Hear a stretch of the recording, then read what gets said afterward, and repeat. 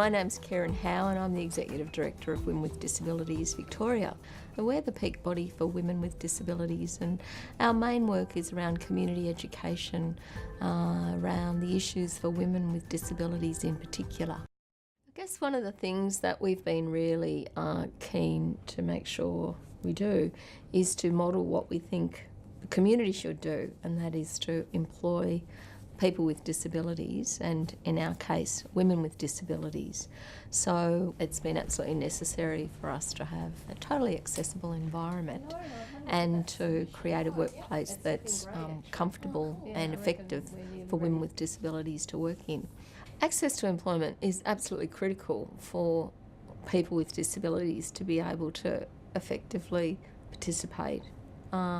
It means that people have independence to be able to go out and find housing appropriate, to live independently, to be able to purchase the sort of things that we all need to just live a good quality lifestyle. You know, being able to participate in leisure, get involved in the arts, whatever it is that people have an interest in. Without work, we haven't got the resources that we need to participate in life. We've found that consultation is really important, that if we want to have a relevant service for our members who are women with disabilities in this case, then we have to stay connected to our members and we have to stay connected to what are the issues for them. We are much more aware now of information technology and what sort of accessibility requirements there are around information technology, which is really key in terms of our sort of work, but also the physical environment and making sure that the physical environment is accessible. There are a lot of organisations of people with disabilities, a lot of government departments who are all very keen to make information available around good access guidelines. There are guidelines that are put out by the Office for Disability around accessibility of public buildings, as well as communication, events organisation, information technology. The website is very good and we often direct people to that website for information and guidelines. Local government can also provide guidelines. So there's no shortage of places to go for information. I think it's important to go looking for it. Our board is entirely women with disabilities who come from all walks of life, who have experience around accounting, business, service provision in the community.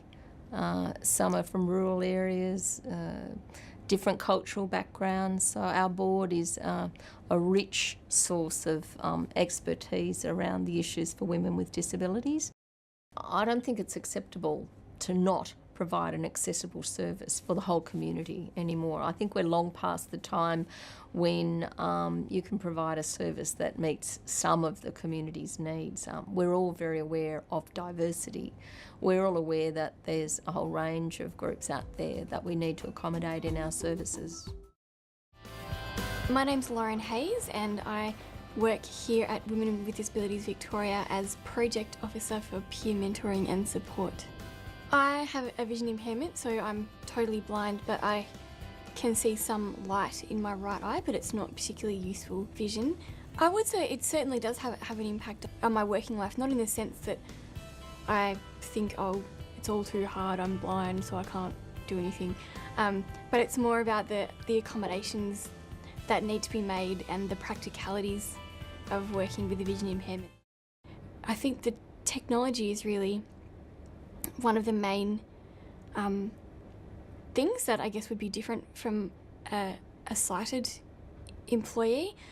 One of the other things is mobility. So when I first started working here, I had to learn my way around the building and ways to get here. So I worked with orientation and mobility specialists from Vision Australia, and they were able to teach me safe and effective ways of getting to my workplace, as they do when I want to learn how to get to any new place. Even really simple things like going to the tea room and making a cup of tea. Those are things that are really important that I know how to do independently, I think, because You don't want to have to be relying on your colleagues for absolutely everything. I have screen reading software installed on my computer, so it reads the text on the screen, including menus, Word documents, email, internet, websites, so that I'm able to access technology in the same way that sighted people can. I think that the attitude is probably one of the big things that I find helpful, is when people are willing to work with you and as a team, rather than just making those assumptions about what you're capable or not capable of. One of the things that I found really helpful when I started here was Keran, my boss, asked me what were the things that I needed. I suppose, yeah, mainly the obstacle things, so just not leaving stuff in the middle of the corridor where you might trip over it, like, I don't know, a vacuum cleaner, for example.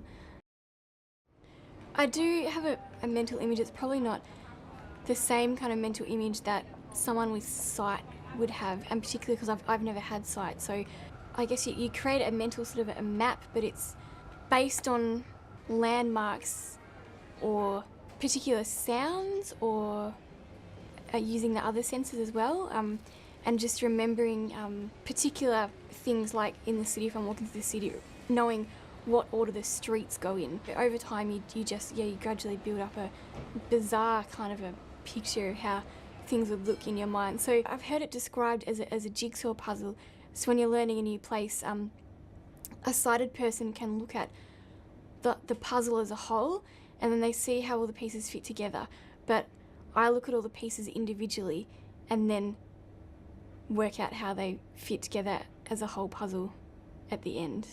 So if I'm going to a conference or a meeting in another organisation, if it's somewhere that I haven't been before, I will usually talk to the conference organisers and mention that I have a vision impairment, and find out what accommodations they're making for people with disabilities. If it's not a conference that is specific to people with disabilities, then often the organisers may not always consider what's needed.